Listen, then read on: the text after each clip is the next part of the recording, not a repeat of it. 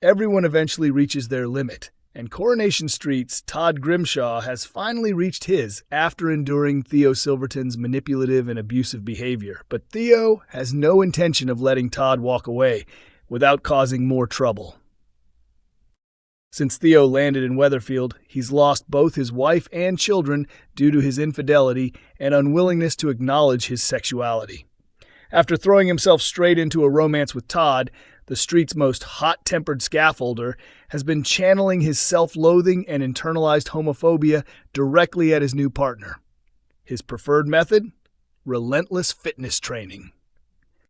Like many manipulators, Theo disguises his need for control through excessive affection and fake concern, pretending that he simply wants Todd to be healthier. In truth, forcing a strict workout schedule is Theo's warped attempt to chip away at Todd's self-esteem and monitor his loyalty.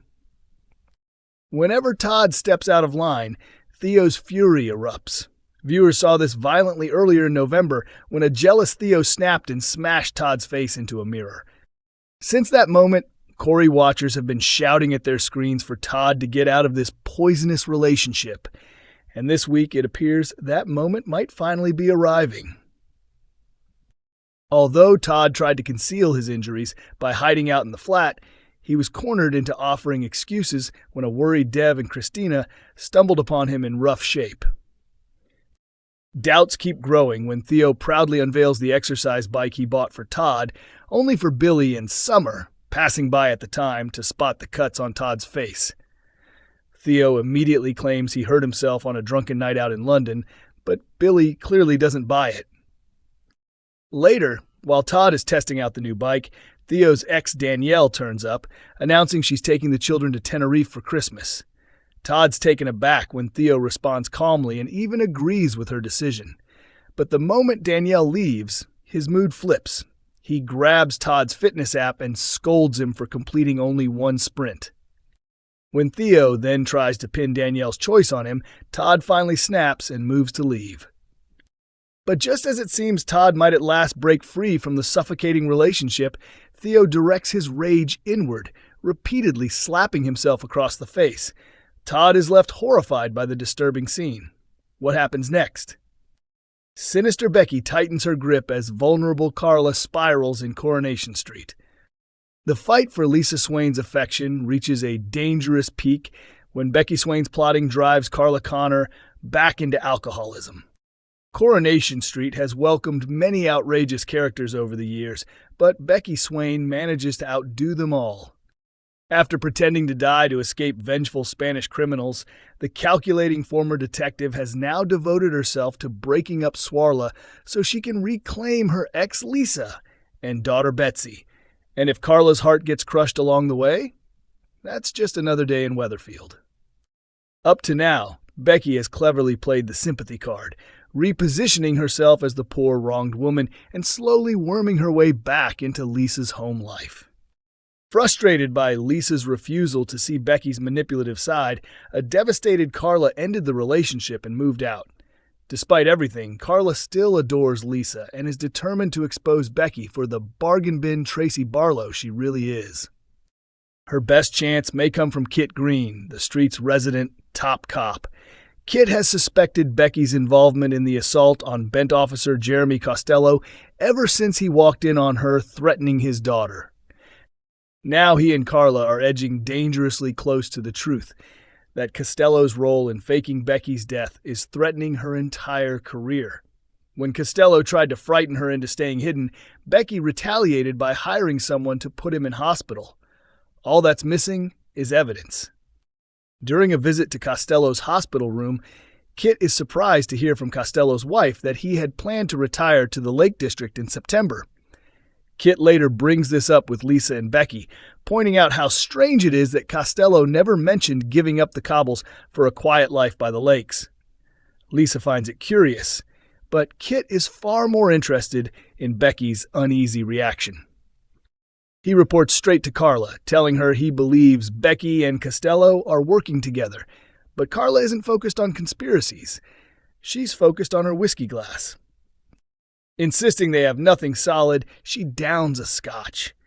After years of battling addiction during the lowest points of her life, Carla is now slipping back into a very dangerous place, leaving Kit extremely worried. And so Weatherfield's sharpest detective confides in the worst possible person, Becky. He tells Becky that Carla is alone in the factory drinking heavily and suggests Lisa should be told. Becky assures him she'll pass on the information. Later, as Carla pours herself yet another drink, Becky steps into the office and shuts the door behind her. Carla is left alone with the very woman who wants her out of the picture. What will the unhinged cop do next? Jacob is forced to confront the reality of Sarah's mortality in Emmerdale as a major choice is finally made. Everyone is anxiously waiting for the moment the truth about the baby comes crashing down on Jacob Gallagher and Sarah Sugden. The pair are preparing to welcome a child and are planning their wedding, even though both of them continue to ignore the brutal truth about Sarah's limited time left. Sarah suffers from a serious condition that means she's unlikely to live beyond her early 40s. Feeling time slipping through her fingers, she set her sights on becoming a mom and building a family before her life runs out. Her dream fell apart when complications led to a hysterectomy, but her grandmother, Charity Dingle, stepped in and agreed to carry the baby, with Jacob providing the sperm. Love soon grew between Jacob and Sarah, and after learning that a surrogate pregnancy was underway, Jacob asked her to marry him. Caught up in the excitement of their future, the couple have been ignoring the fact that Sarah's life could end far sooner than either of them wants to admit. One person who hasn't forgotten, and who has never supported the idea in the first place, is Jacob's grandfather, Eric Pollard. Although Eric eventually pretended to accept their plan, he has secretly been taking action behind the scenes.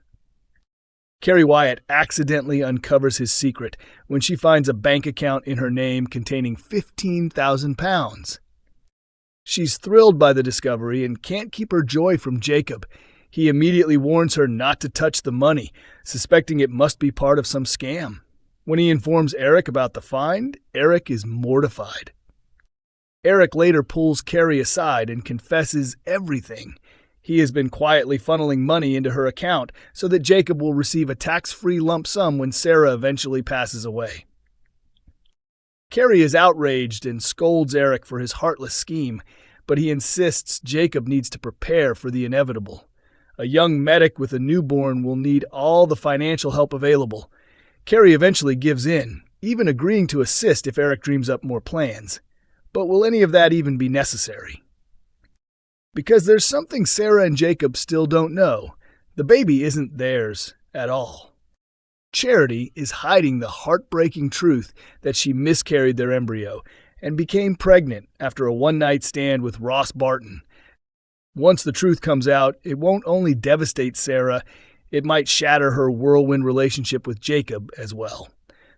Coronation Street broadcasts every Monday, Wednesday, and Friday at 8 p.m. on ITV1, with episodes also available to watch on ITVX and YouTube.